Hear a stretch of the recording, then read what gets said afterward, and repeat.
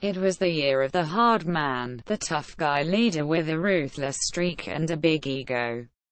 In Moscow, Vladimir Putin, a role model for the genre, strengthened his harsh grip on domestic politics while intensifying Russia's cyber-digital war of influence with the West. In Beijing, China's President, Xi Jinping, attained a kind of immortality when his unoriginal thoughts were enshrined in the Communist Party constitution. In Washington, Donald Trump enacted a charlatine parody of the U.S. presidency, blending power and ignorance to an alarming degree. The heavy mob attracted a cohort of emulators and imitators, little big men, such as Kim Jong-un, the inexperienced, nuclear-armed North Korean dictator, and Rodrigo Duterte, the homicidal president of the Philippines.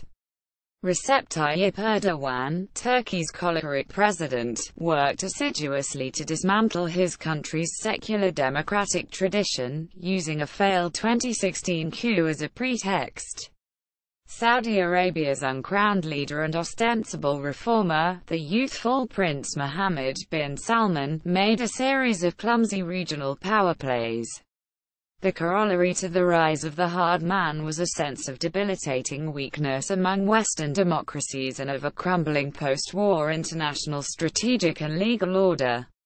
The rising power of one-party China, spreading authoritarianism in general, and divisive, populist and nationalistic regressions within Europe highlighted the dilemma. The West's difficulties were compounded by uncertainty over how to handle Trump and navigate a disorientating new era of weakening American global leadership. Nuclear threat. Kim Jong-un celebrating the successful test fire of the intercontinental ballistic missile in July. Photograph of Getty Images. North Korea emerged as 2017's most dangerous international security problem. Pyongyang's development of nuclear weapons and long-range ballistic missiles in defiance of the UN and its neighbors is not a new phenomenon. What changed in 2017 was the juxtaposition, in opposing corners, of two volatile, foolish and inexperienced leaders, Kim Jong-un and Donald Trump. Aware of Trump's campaign threats to topple his regime, Kim, in power since the death of his father in 2011, appeared determined to test the new American president's mettle. A series of missile test launches, some close to Japan, was followed in September by a first, underground test of a powerful hydrogen bomb. Since then, North Korea has threatened another nuclear detonation, this time in the atmosphere over the Pacific, possibly near the U.S. territory of Guam. Pyongyang now says it can strike any part of the U.S., something Washington had vowed to prevent. Trump's response was contradictory from the start. He held out the prospect of talks with Pyongyang, and even a personal meeting with Kim, and criticized Japan and South Korea for not doing enough to defend themselves. At other times, he threatened to totally destroy North Korea. He derided Kim as "Little Rocket Man" and a "sick puppy," and scolded his Secretary of State, Rex Tillerson, for wasting time by pursuing diplomatic solutions. Not to be outdone, North Korea dubbed Trump an "aging lunatic" and "senile dotard." During an Asian tour in 2017, Trump pledged solidarity with South Korea and Japan, where Shinzo Abe, the hawkish prime minister, won re-election in October partly because of worries about North Korea. But the thrust of Trump's approach, inducing China, North Korea's only influential ally, to pressure Kim to disarm, brought mixed results.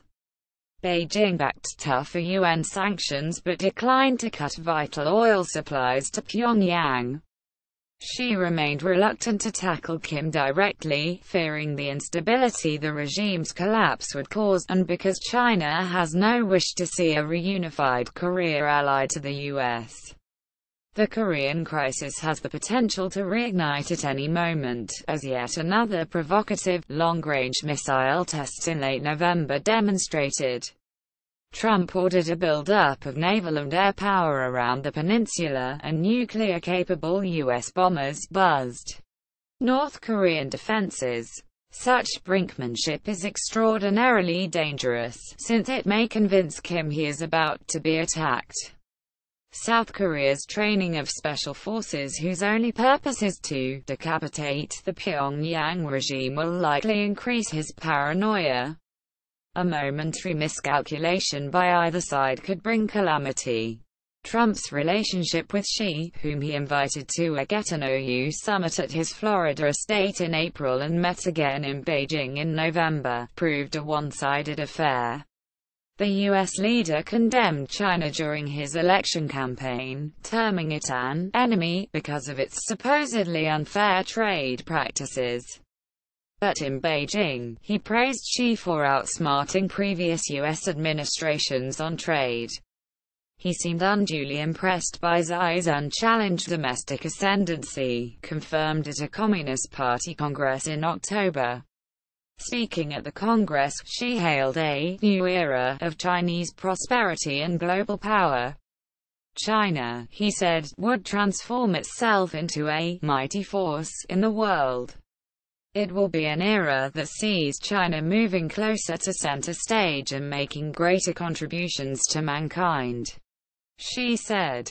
The potentially negative implications of these contributions for post-war American strategic dominance of the Asia-Pacific region, and Western influence and interests in Africa and Latin America, were painfully obvious. But apparently not to Trump. Prioritizing a deal on North Korea, he gave Xi a free pass on trade and failed to challenge him, for example, on China's illegal military expansionism in the South China Sea, its threats to Taiwan, its subjugation of Tibet, its yawning democratic deficit, or its dreadful human rights record. By withdrawing from the Trans-Pacific Partnership, Trump gave the Chinese another opportunity to extend their reach. No wonder they like him in China. Yet Xi still denied him a breakthrough on North Korea. Xi was not the only leader to benefit from Trump's naivety, fondness for authoritarianism, and easily exploited egotism. Putin appeared to convince Trump that Russia was a trustworthy partner in solving problems such as Syria, despite Moscow's support for Bashar al-Assad's prescribed regime in Damascus and its alleged involvement in chemical weapons attacks and other war crimes. Putin pushed for a lifting of sanctions imposed after Russia's 2014 annexation of Crimea and still unresolved military intervention in Ukraine. To Europe's dismay, Trump was sympathetic. He was persuaded not to go ahead, for now. Donald Trump and Vladimir Putin photographed Mikhail Clementyev. Most astonishingly of all, perhaps, Trump contradicted the findings of his own intelligence agencies and accepted Putin's assurances that Russia did not interfere in last year's U.S. presidential election to disadvantage his opponent, Hillary Clinton. Despite an accelerating special counsel federal investigation, numerous congressional inquiries, and guilty pleas by former advisers, Trump continued to deny any Russian connection, denouncing claims as fake news. Trump's business dealings with well-connected Russians, dating back to the 1990s, also came under scrutiny. This month, the reported agreement of the former National Security Advisor Michael Flynn to cooperate with prosecutors extended the scandal into the heart of the White House. If firm evidence is found of a conspiracy, cover-up, or obstruction of justice, Trump's impeachment could follow. In terms of negative headlines, Trump's first 11 months in office may have set some kind of record. His travel ban targeting citizens of Muslim countries was repeatedly struck down in the courts, though earlier this month the Supreme Court ruled it could be imposed while multiple challenges are resolved. His refusal to condemn violence by far-right nationalists and white supremacists in Charlottesville, Virginia, brought protests, with critics labeling him a racist and a closet bigot. U.S. national divisions were fueled, in turn, by Trump's splenetic denunciation of American football players who knelt before games to highlight disproportionate violence against black people. Issuing daily blasts via Twitter, Trump rarely missed an opportunity to start a row, raising America's culture wars to a new level. This month he used Twitter to gratuitously insult a close ally, Theresa May. Yet despite the advantage of a Republican-controlled Congress, Trump's legislative agenda, notably healthcare, went nowhere, with the exception of a bill cutting taxes for corporations and the very rich. Having failed to build political coalitions, he relied on executive orders of dubious validity. The Trump White House saw high-level resignations and sackings. Trump finished 2017 as possibly the most unpopular, least respected president ever. He also set another record: more time spent playing golf than any predecessor. European elections. French presidential election candidate debate between Marine Le Pen and Emmanuel Macron. Photograph. Shutterstock. Europe survived a year of unusual political turmoil, but its problems are far from resolved. The year's opening saw a rising populist tide generated by fears about immigration, economic pain, Euroscepticism, loss of identity and plain old xenophobia. But despite predictions to the contrary, the centre held just in national elections in the Netherlands, France and Germany. Commenting on the voters' rejection of the far-right Islamophobe Geert Wilders, the Dutch Prime Minister declared, "The Netherlands said whoa." Emmanuel Macron's triumphal election as France's president was nevertheless qualified by significant advances made by Marine Le Pen, the Front National leader, who came second with 34% support. If Macron fails to achieve the reforms he promised, and the year ended with his approval ratings slumping, then Le Pen could be well placed to supplant him next time.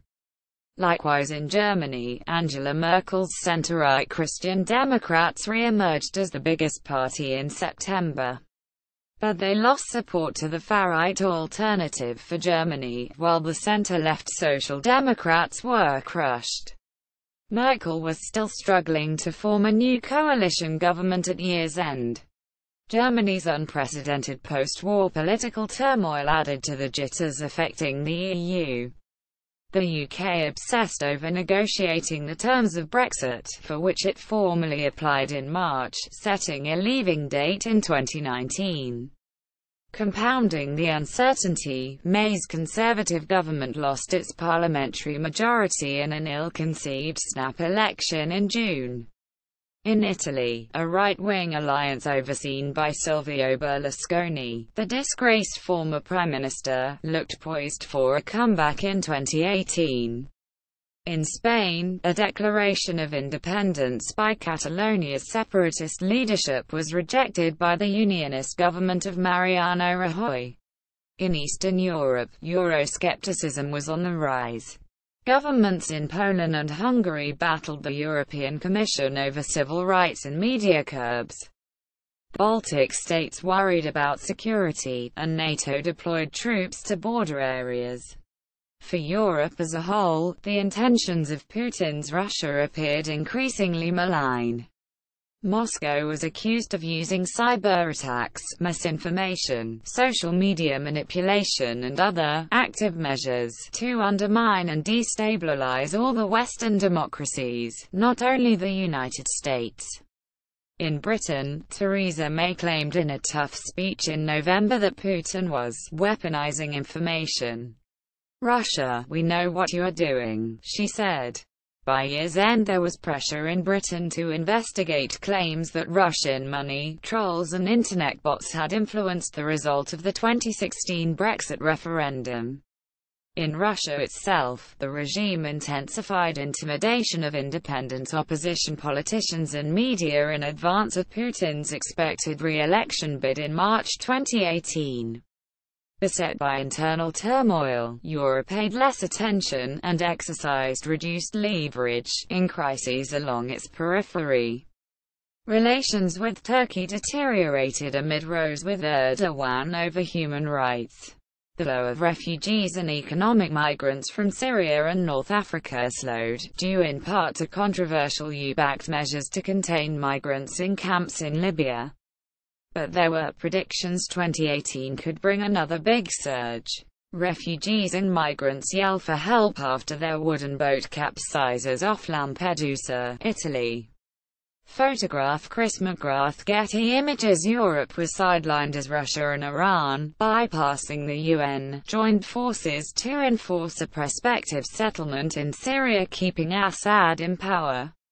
Iran's leading role in the war, expanding influence in Iraq and Lebanon, and support for Houthi rebels in Yemen produced little in the way of an effective response from the West. Trump further stirred the pot, and outraged the Palestinians, by recognizing disputed and divided Jerusalem as Israel's capital, and announcing plans to relocate the U.S. embassy there from Tel Aviv. He also made a typically bellicose speech at the UN, threatening to tear up the multinational 2015 nuclear deal with Tehran.